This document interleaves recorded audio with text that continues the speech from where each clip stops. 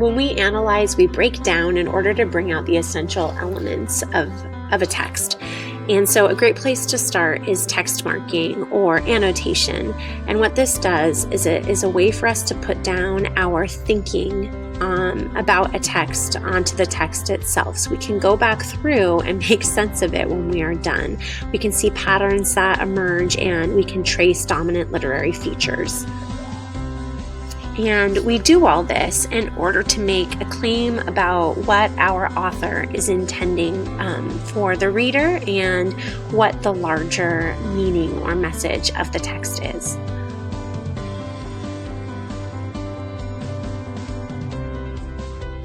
All right, so I want to show you how I went about annotating this first passage. I always do a first read, so everything in orange is what I noticed on my first read. And really that, in this case, was mostly atmosphere and setting. Looking at the other colors, I went back through and looked at character development. So this is the first passage of 1984, and we're introduced to Winston Smith and Big Brother. So I highlighted in pink the parts that develop Winston and characterize Winston Smith as we're introduced to him. When I went through and did that, I noticed that there was a lot of contrast between Big Brother and Winston. So in green, I highlighted a bit of that, and then in yellow, that was the last color I did and looked really at the theme and the characterization of Big Brother. And I also made sure to spill my coffee on this paper. So as I kept reading and looking at this passage, you could see I noticed that there's this repetition of the size of the poster of Big Brother and the dominance of Big Brother. And then below that, I wrote this little Big Brother versus Winston Smith. And I really started focusing on that contrast between the two. Winston Smith was 39 and had a varicose ulcer above his right ankle. He went slowly, resting several times on the way. He tries to shut out the wind, but not quickly enough to prevent some of it from getting in. He is frail and a smallish figure, the meagerness of his body.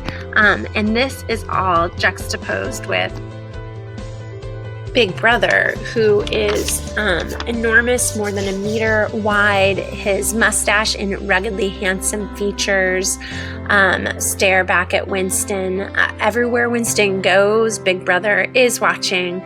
And so this contrast is something that I think I'm going to want to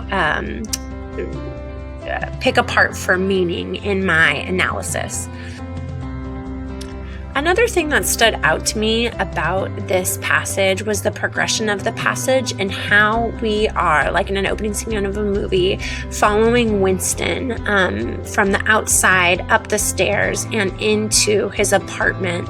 When I think of apartment, and most people I think of sanctuary, think of home, and this is not what Winston's apartment is like, as he can't even escape the presence of Big Brother there.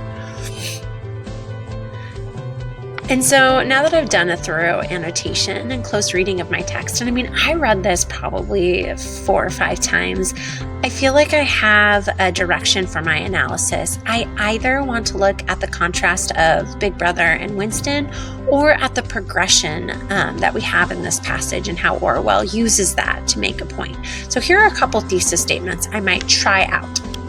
Orwell's characterization of Winston and Big Brother evokes pity in the reader and illustrates the crushing oppression of totalitarian government. So if I were to look at this, I'd focus on the juxtaposition of Winston's characterization and Big Brother's characterization. So Winston as someone who is sickly and frail, and Big Brother as someone who is virile and ruggedly handsome.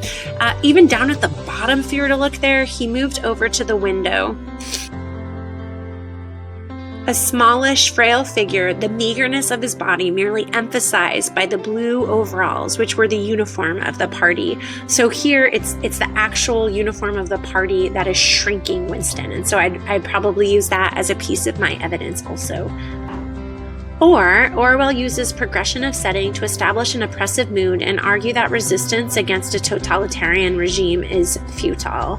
If I were to go this route, I would look at how we follow Winston from outside through his apartment building Victory Mansions and up into his own apartment, and how he cannot get any escape, any relief from Big Brother and his gaze. Indeed, even when Winston gets to his apartment, we still have that fruity voice inside the flat that he tries to turn down.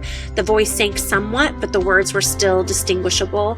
So Winston, even in his own home, even though he tries, cannot turn the telescreen all the way off. And it says there was no way of shutting it off completely. So I would pay attention to those lines and support my thesis that way.